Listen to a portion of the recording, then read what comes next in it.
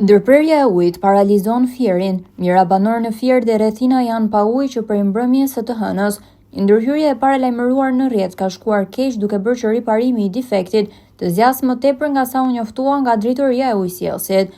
Njoftimi i parë për ndërprerjen u bë dje kur u komunikua se punimet do të zgjasnin disa orë, por sot një njoftim i dytë në faqen e ujësjellësit komunikoi se punimet po vazhdojnë dhe se nuk ka një afat për mbylljen e tyre.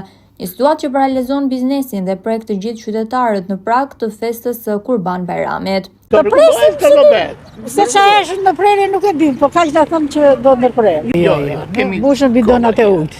kemi bidona ata 10 kg, 5 kg. Mbushit ato. Mbushëm ato. E përsa do të mjaftojnë ato? Po tash Zotit. Inshallah mos u vonoft. Ne kështu do mos u vonojmë.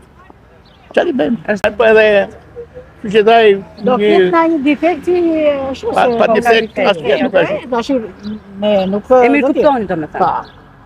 Çfarë të bëj kur nuk vjen? Po ashtu gjithtash ne nuk kemi ndaj të kallu. S'kishte ujë. Ja, Çfarë Jemi largja kongresit për metet, më thonë. Po, e morët njoftimin që nuk do kishte që ka defekt?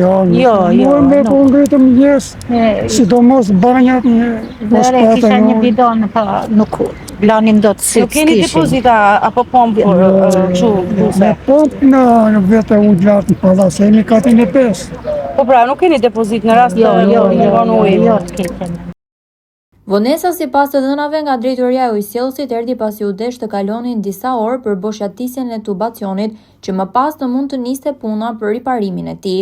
Defekti ka ndodhur në magjistralin kryesor të furnizimit me ujë të pijshëm për Fierin, që lidh stacionin e pompimit në Kafaraj me depozitat e ujit në qafë të Koshovicës.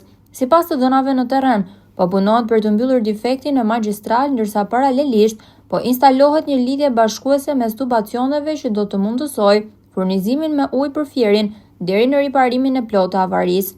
Parashikohet që kjo linjë provizore të nisë furnizimin me ujë rreth orës 15, ndërsa defekti kryesor pritet të mbyllet rreth mesnatës.